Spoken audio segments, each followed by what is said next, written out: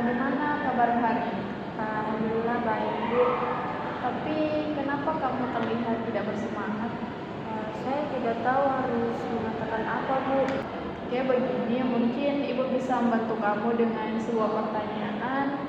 Apa yang membuatmu datang ke ruangan konseling ini? Saya ada masalah Bu. Saya ingin konseling. Oke, tapi apakah kamu sebelumnya pernah mengikuti konseling? Saya tidak pernah Bu.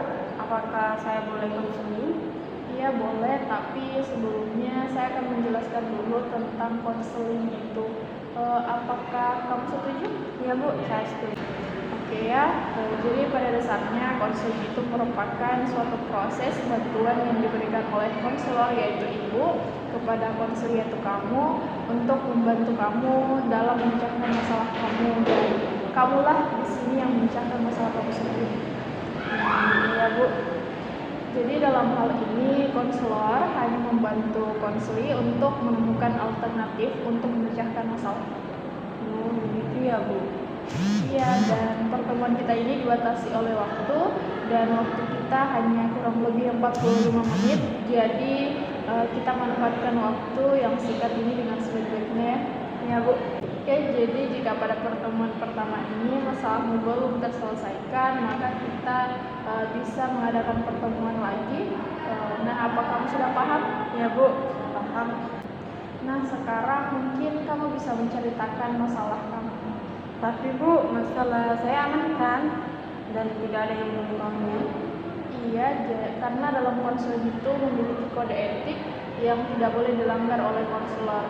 Jadi selama proses konseling berlangsung, rahasia ini hanya konselor dan konselor yang mengetahui. Bagaimana Awan?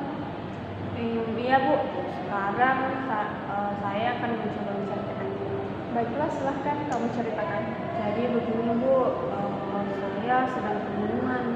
Kamu merasa bingung? Iya Bu. Coba kamu ceritakan kenapa kamu bingung. Saya bingung Bu, nanti saat naik ke kelas 11 saya mau memilih jurusan apa. Kamu bingung dengan penjurusan ya? Iya Bu, saya merasa tidak memiliki kemampuan di bidang akademik saya. Saya merasa akademik saya biasa saja Bu. Jadi mana bisa saya masuk ke jurusan yang saya inginkan. Kalau boleh ibu tahu, kamu ingin masuk di jurusan apa? Saya ingin masuk ke jurusan IPA Bu. Pilihan yang bagus. Memang bagus sih Bu, tapi nilai saya standar. Terus saya tidak bisa belajar fisika di kimia Bu. Iya, yang ibu ketahui dalam pemilihan jurusan kan ada dua pilihan. Pilihan yang kedua kamu apa? Kalau pilihan kedua, saya memilih jurusan bahasa Bu. Oke, kalau ibu boleh tahu apa alasan kamu memilih jurusan IPA? Alasan saya karena saya ingin membanggakan ayah saya Bu. Jadi kamu ingin masuk jurusan IPA karena kamu ingin membanggakan ayah kamu? Iya Bu, dari dulu ayah saya ingin saya masuk ke jurusan IPA karena ayah ingin nanti saat kuliah saya bisa masuk di kesehatan Bu dan menjadi seorang bidan. Oke, kalau alasan kamu mengambil jurusan bahasa apa? Saya sangat suka dengan pelajaran bahasa Bu, baik itu bahasa Inggris, Arab, dan bahasa yang lainnya Bu. Oke, kamu bisa lanjutkan. Saya punya angan-angan Bu, dan saya ingin menjadi seorang guru bahasa Indonesia. Apa yang membuatmu tertarik menjadi guru bahasa Indonesia? Karena saya dari kecil suka dengan pelajaran bahasa Indonesia, dan nilai bahasa Indonesia saya itu Bu selalu baik. Jadi kamu sangat suka dengan pelajaran bahasa Indonesia ya? Iya Bu, sebenarnya saya masih terbebani jika saya masuk jurusan IPA Bu. Apa yang membuatmu terbebani? Sebenarnya saya tidak ingin mengambil jurusan IPA Bu, tapi karena saya ingin membanggakan ayah saya, ya saya ambil Bu.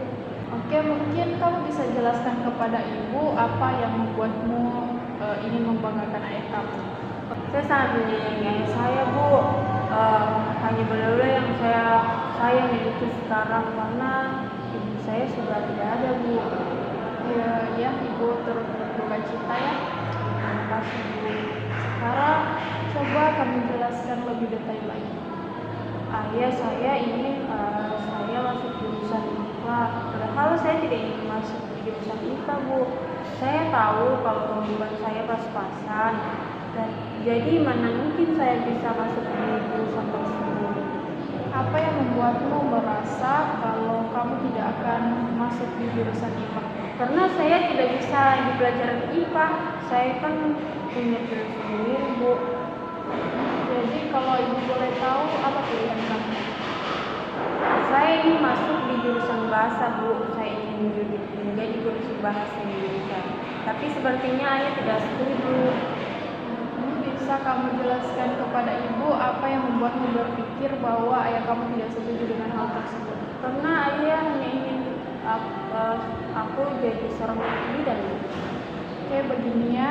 Tadi kamu berkata kalau ayah kamu tidak akan setuju bila kamu masuk di jurusan bahasa.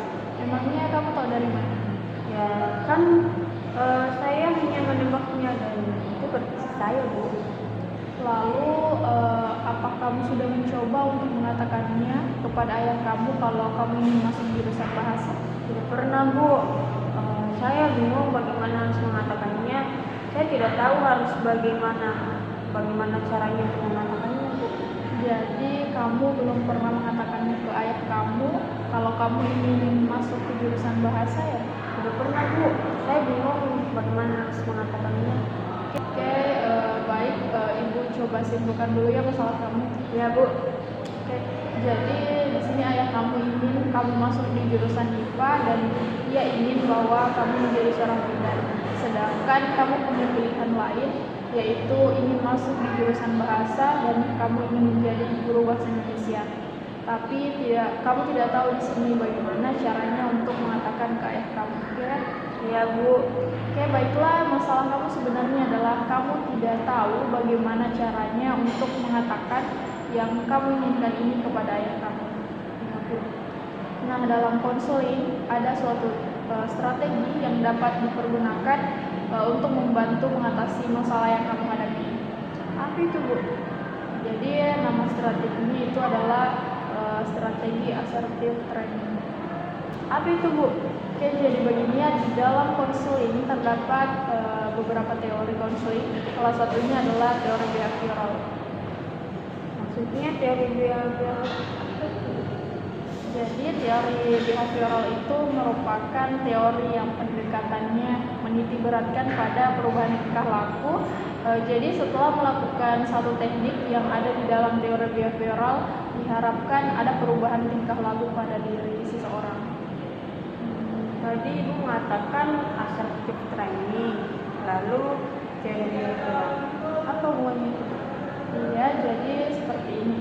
Assertive training merupakan strategi yang ada di dalam teori behavioral, dan strategi asertif ini dapat membantu kamu dalam mengatasi masalah yang kamu hadapi.